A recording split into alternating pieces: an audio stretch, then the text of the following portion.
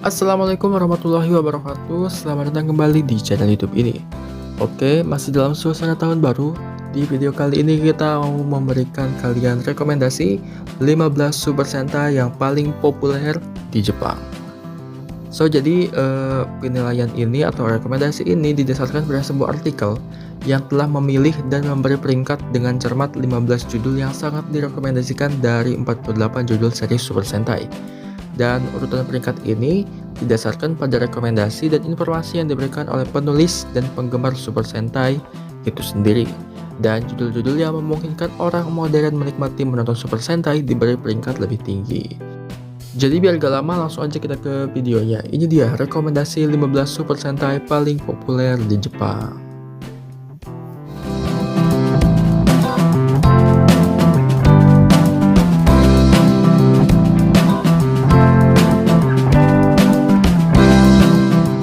Di urutan ke-15 ada Tokumei Sentai Go Buster. Salah satu fitur paling jelas dari Tokumei Sentai Go Buster ini adalah judulnya bukan berakhiran jer. Namanya mirip dengan Avataro Sentai Don Brothers dan tidak seperti karya Super Sentai lainnya. Judulnya juga mudah diingat. Plotnya berkisar pada mata-mata dan peretas, tetapi kita tidak akan berharap banyak dari namanya. Tokoh-tokoh dalam cerita ini terutama di tahap-tahap awal terlihat cukup muda. Baik prajurit pria maupun wanita memiliki wajah baby face ya. Dan fakta bahwa hanya ada 3 prajurit utama. Sebagai sebuah cerita klasik, kisah para pejuang Super Sentai yang tumbuh dewasa, percaya pada rekan-rekannya, dan bertarung bersama memang menarik. Namun adegan ini tergambar jelas di Tokumei Sentai Go Buster di episode ke-6 saat Red Buster bertarung dengan rekan-rekannya. Kita tidak akan pernah melupakan saat ketika kita mampu menggabungkan Buster Machine dengan kepercayaan. Hiromu yang kehilangan orang tuanya di masa lalu dan tidak mampu merawat mereka dengan baik, sangat memperhatikan kakak perempuannya. Dan selamat dari masa kecil yang kesepian dan menyedihkan, Hiromu menjadi kompetitif dan tidak terlalu mempercayai orang lain. Episode ke-6 adalah episode menyentuh di mana kita dapat mempercayai seseorang untuk mempercayai diri kita sendiri dan mempercayai hidup kita sendiri. Dan kita dapat dengan jelas merasakan pertumbuhannya. Episode ke-21 dan 45 yang dianggap sebagai episode lelucon bahkan di kalangan penggemar merupakan episode yang tidak boleh dilupakan. Episode ke-21 adalah amukan Blue Buster yang heboh. Dan episode ke-45 adalah komedi slapstick pertama di tahun baru. Selain perjodohan mendadak, ada juga cerita yang membuat Sukomi kesulitan mengimbanginya, seperti kemunculan Omochiroid. Si cantik keren Escape yang muncul di episode ke-22 juga menjadi topik perbincangan, dan Super Sentai memiliki banyak karakter yang menarik, baik itu musuh maupun sekutunya. Di urutan ke-14 ada Kikai Sentai Zenkaizer, Super Sentai yang dikatakan sebagai seri Super Sentai yang paling menarik. Menarik untuk ditonton, namun menarik juga untuk membaca review dari orang-orang yang pernah melihat serial tersebut. Ya, penonton seringkali berbarengan dengan Sukomi para pejuang dalam cerita, dan meski terdapat unsur komedi, namun individualitas setiap karakternya tajam sehingga menjadikannya sebuah judul yang bisa dinikmati secara menyeluruh. Prajurit Kikanoid memiliki motif robot raksasa dari karya Super Sentai sebelumnya, sehingga merupakan tema yang dapat dinikmati oleh mereka yang telah menyelesaikan seri-seri Super Sentai sebelumnya. Dan diciptakan pada masa pandemi, virus corona yang merupakan masa yang sulit dan sulit bagi mereka, banyak orang yang merasa tertekan gitu. Khususnya yang dikatakan resmi sakit dan sangat populer di SNS di Jepang adalah liburan musim panas Vacance World. Pengembangan BL Red Eye World, Kashiwamochi World, dan lainnya seperti Sogatsu World, Ninjin World, dan Omijuku World, Kotatsu World, dan masih banyak monster lainnya yang membuat kalian sedikit penasaran hanya dengan mendengarnya. Terlebih lagi, banyak monster yang dilemparkan ke arah cerita seperti versi Dai Shogatsu World, Dai Kotatsu World, dan Dai Halloween World yang berkompatibel ke atas, menjadikannya judul yang membuat Anda menikmati menonton konten yang kacau setiap saat. Keempat, Kainoid juga sebagian besarnya kocak-kocak ya, jadi ini adalah Super Sentai yang bisa Anda tonton dengan pikiran kosong gitu. Dibandingkan dengan judul Super Sentai sebelumnya, ini juga merupakan judul yang mendapat lebih banyak tanggapan positif dan negatif dari pemirsanya. Walaupun sebenarnya ada satu prajurit yang terlihat wajah aslinya dan satu prajurit tambahan, 4 dari 5 anggota utamanya adalah Kikainoid yang bukan manusia. Jadi kesannya mirip dengan pahlawan efek khusus yang sering bertarung sendirian. Setelan Zenkaizer memiliki nuansa seperti Kamen Rider, dan judulnya sepertinya memiliki banyak penghormatan, yang merupakan bagian dari daya tariknya itu sendiri. Di urutan ke-13 ada Doubutsu Sentai Zyuohzer. Ini adalah karya yang relatif baru, Ditayangkan sejak tahun 2016 dan dengan jelas menggambarkan keberagaman, individualitas, dan karakter serta nilai-nilai para pejuang, serta perbedaan kepribadian dan pertumbuhan karakter. Di episode pertama, Yamato si Zuo Eagle menggembara ke Julan dan membawa keempat Zuman ke dunia bumi, membuat mereka tidak bisa kembali, mengungkapkan hubungan antara dunia manusia dan dunia lainnya, dan mengilustrasikan tema judul ini. Sejak saat itu, terdapat produksi dan elemen yang menyadarkan kita akan keterkaitan dalam berbagai adegan, dan khususnya kemunculan monster musuh Bagrai menjadi perkembangan yang membuat kita sangat sadar akan keterkaitan emosional. Kita mendapat kesan bahwa jalan ceritanya dipikirkan dengan matang, dan ada juga suasana di mana mereka berusaha menyampaikan pesan tentang pentingnya dan rapuhnya koneksi kepada anak-anak dan pemirsa. Bang Rai sengaja mengolok-olok ikatan antar manusia dan keluarga Zhu Ojar seperti menggunakan tubuh mereka untuk menyampaikan kepada pemirsa pentingnya ikatan dengan melawan hal ini ya. Mungkin karena kubus digunakan sebagai sumber tenaganya, robot raksasa tersebut kehilangan kesejukannya dan menjadi desain yang tebal, yang merupakan salah satu ciri khasnya. Meskipun CGI, produksi dan ceritanya cukup menarik dan mendalam. Di urutan ke-12 ada Gogo Sentai Boukenger. Fitur utama Gogo Sentai Boukenger ini adalah adanya beberapa organisasi musuh yang secara kolektif dikenal sebagai sindikat negatif. Daripada berperang melawan organisasi musuh yang besar, pendiriannya adalah melawan organisasi musuh manapun demi melindungi Precious yang menjadi sasaran saat itu. Ada peradaban Gordom, klan Jaryu, Dark Shadow, dan Questor. Selain itu, AS mengacu pada subspesies mereka yang bercabang selama evolusi umat manusia. Mereka dikatakan sebagai monster dan non-human dan terkadang digambarkan memiliki teknologi yang lebih maju daripada manusia modern. Dalam ceritanya, mereka diposisikan sebagai spesies purba terkuat dan juga digambarkan sebagai elemen yang meningkatkan keseruan para pemburu harta karun dan petualangan. Gogo Sentai Boukenger ini adalah karya ke-30 dalam seri Super Sentai dan seri pertama yang diproduksi dalam definisi tinggi dengan rasionya 16:9. Karya ini menandai titik balik bagi mereka yang pernah menonton film Super Sentai sebelumnya, seiring dengan peningkatan kualitas gambar dan perubahan rasio dari sebelumnya rasionya 4:3 menjadi 16:9. Menariknya juga banyak cerita yang berhubungan dengan dongeng dan legenda, seperti Salamander, Atlantis, Sterling Hamelin, Putri Kaguya, dan Palo Acid, yang muncul sebagai cerita yang berkaitan dengan benda-benda berharga. Ada elemen pemburu harta karun seperti eksplorasi dan petualangan, dan tergantung pada episodenya.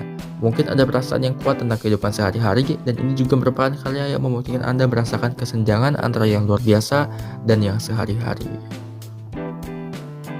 Di urutan ke-11 ada Ninpu Sentai Harikenger. Ninpu Sentai Harikenger ini tidak menampilkan karakter berbakat dan dapat diandalkan sejak awal episodenya, melainkan menampilkan cerita yang sedikit tidak biasa di mana karakter utamanya adalah 3 anak putus sekolah yang membolos pertemuan pagi sekolahnya. Selain Harikenger, 2 prajurit gaya general lainnya bernama Goranger juga muncul sebagai prajurit tambahan. Sebelumnya, Biru biasanya laki-laki dan seringkali bertugas sebagai orang keren, tapi di Harikenger, Biru adalah perempuan. Ini adalah Biru wanita pertama sejak Chojin Sentai Jetman dan Biru wanita pertama sejak tahun 2000. Ninpu Sentai Harikenger juga menghadirkan prajurit yang berwarna hijau, yaitu Tenku Ninja Shurikenger. Meskipun identitasnya tidak jelas, dia pandai menyamar dan sangat baik dalam pertempuran, dan keberadaannya masih belum diketahui karena serangan bunuh diri. Dia dianggap sebagai prajurit yang paling mirip ninja di antara ninja lainnya. Merupakan suatu kesalahan bagi seorang ninja sejati untuk dengan mudah mengungkapkan identitas aslinya, dan merupakan ninja yang sempurna untuk tetap menjadi makhluk misterius yang tidak sepenuhnya dipahami bahkan setelah kematian. Kita pikir dia memiliki dampak yang kuat dan dikenang oleh banyak orang, tetapi sebagai pejuang yang paling mirip shinobi dan tersebar, dalam arti tertentu dia jarang hadir di seluruh seriesnya. Ada berbagai alasan mengapa Ninpu Sentai Harikenger dikatakan memiliki cita rasa komedi yang kuat sejak episode pertama. Selain penggunaan 3 prajurit Hayate, direktur sekolah ninja Mukensei Hinata juga lolos dari tangan musuh. Pasalnya, ada adegan di mana dia berubah menjadi seekor hamster emas. Pada akhirnya, karena dia membuat kesalahan dalam mantranya, dia muncul sebagai direktur hamster sejak saat itu. Dan direktur tersebut sangat lucu sehingga dia tetap menjadi hamster hingga episode terakhirnya. Berubah menjadi spesies berbeda menggunakan ninjutsu atau sihir sangatlah sulit, tetapi kita harus mengatakan bahwa direktur berhasil berubah menjadi hamster yang lucu. Di urutan ke-10 ada Masin Sentai Kiramager. Super Sentai ini dirilis saat era Reiwa, dan ada banyak elemen yang membuat Anda merasakan keinginan dan upaya untuk menghadirkan gaya baru pada seri Super Sentai.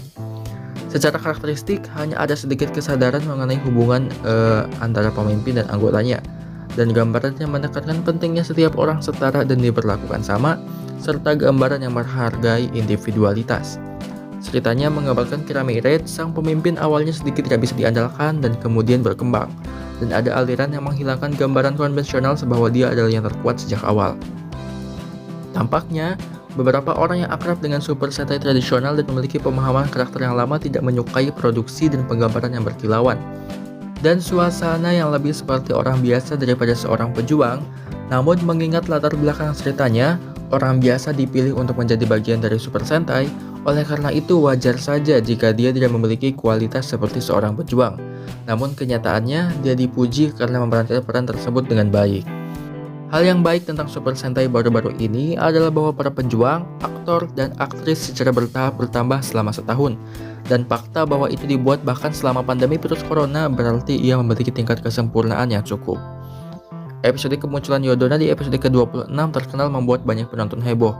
Dan di era Showa dan Heisei, dia mengorbankan dirinya sendiri dan melawan monster bahkan dengan mengorbankan nyawanya. Ada kemenangan balas dendam dengan mengalahkan monster musuh selama hitungan mundur, menghindari ledakan bom di 5 tempat, aksi strategis 5 prajurit dan 1 prajurit lainnya. Lucu sekali bagaimana dialog-dialog era Showa dan komedian keluar, membuatnya terlihat seperti film, tetapi mereka tidak melampaui batas mereka, tidak berkorban, bertarung dengan akal mereka, dan menang sebagai pemenang. Pendekatan hitung mundur semakin memanas. Tampaknya beberapa orang sangat heboh dengan cambukan Yodona Sama. Namun gaya bertarung keras Yodona Sama sangat keterlaluan, bahkan membuat mereka sukomi. Dan kemunculan musuh yang kuat membuat kita penasaran dengan episode selanjutnya. Namanya Kiramager dan motifnya permata, sehingga banyak adegan penggemerlap yang digunakan dalam berbagai adegan cerita. Ada banyak elemen lucu, dan film ini dibuat dengan menjaga jarak sosial dan dimasukkan ke dalam produksi, dan bahkan adegan yang lebih serius digambarkan dengan cara yang jelas dan berkilau, menjadikannya konten yang pasti akan membuat Anda senang dan gembira. Di urutan ke-9 ada Engine Sentai Go-Onger. Engine Sentai Go-Onger ini adalah cerita tentang pertempuran melawan musuh yang bernama Gayar yang menyebarkan polusi, dan cerita tersebut juga berisi pesan-pesan menentang polusi dan perusakan lingkungan, sehingga dianggap sebagai karya untuk anak-anak. Namun tidak hanya ditunjukkan untuk anak-anak, karya seperti Kagerasia yang menggunakan aktris ternama di daerahnya juga menciptakan topik yang menggairahkan pemirsa dewasa.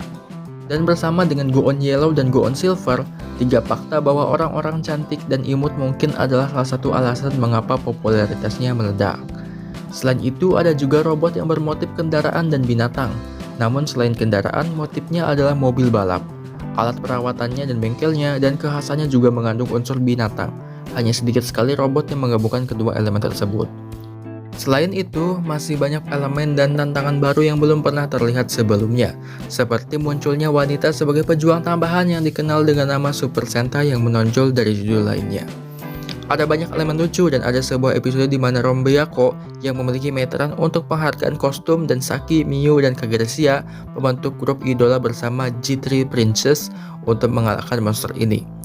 Z3 Princess ini dijual dalam bentuk CD box dan buku visual, serta terdapat rangkaian merchandise yang membuatnya terlihat seperti grup idola sungguhan. Lagu-lagu yang dibawakan dalam film tersebut memiliki suasana penuh era Showa yang hampir terasa seperti era awal Heisei, dan merupakan ide baru di mana Anda bernyanyi dan menari untuk mengalahkan monster. Super Sentai memiliki perkembangan yang serius dan unsur komedi yang sepenuhnya, menjadikannya serial yang dapat dinikmati oleh banyak generasi. Di urutan ke-8 ada Kaito Sentai Lupin Ranger vs Keisatsu Sentai Pat Ranger. Judulnya sering disebut dengan Lupa Pat, dan alih-alih pertarungan antara dua kubu baik dan jahat yang biasa terjadi di Super Sentai konvensional, ada dua kubu jahat dengan vektor berbeda yang disebut Gangler dan Lupin Ranger. Faksi baik memiliki pasukan polisi bernama Pat Ranger yang tampaknya sedang dalam masalah, dan kita merasa sedikit simpati karenanya. Dan ceritanya menarik sebagai drama detektif atau cerita tentang kebaikan dan hukuman kejahatan. Ada pertunjukan dan elemen yang membuat kita berpikir tentang apa yang baik dan apa yang jahat. Dan meskipun mungkin agak sulit bagi anak-anak, hal ini terutama akan disukai oleh orang dewasa. Ini juga merupakan tempat persembunyian Lupin Ranger yang muncul di Lupapat, dan restoran yang sering dikunjungi anggota Pat Ranger disebut Bistro Jelle di film. Namun kenyataannya dibuka sebagai Petty Cafe di prefektur Kanagawa. Toko ini juga memiliki daya tarik seperti film Super Sentai di mana Anda dapat dengan mudah mengunjungi lokasi syuting dan tempat-tempat sucinya. Dan bagian dalam toko dihiasi dengan poster bertanda tangan dan tanda bertuliskan Bistro Juror. Bagi para pelajar Lupapat, bisa berada di tempat-tempat yang ditampilkan dalam karya merupakan suatu kebahagiaan tersendiri. Jadi bagi Anda penggemar Lupapat, silahkan datang dan berkunjung. Patren Ichigo yang serius dan pahit, para Lupin Ranger yang memiliki kenangan menyakitkan di masa lalu, kemanusiaan setiap orang itu menarik, dan ada beberapa adegan yang seolah-olah berubah menjadi drama dan romansa kemanusiaan. Jadi ini bukan sekedar cerita Super Sentai, ini juga alasan mengapa ini populer. Karya ini memungkinkan besar lebih populer di kalangan orang dewasa dibandingkan anak kecil. Namun jika kita menonton Lupapat saat dewasa, kita mungkin akan mendapat kesan yang berbeda dibandingkan saat kita masih muda. Jika kita belum pernah mengenal Lupapat semasa kecil, kita tidak akan bisa merasakannya. Sehingga kita yakin, Lupapat akan terus digandrungi sebagai sebuah karya yang dimaksudkan untuk dinikmati secara turun-temurun.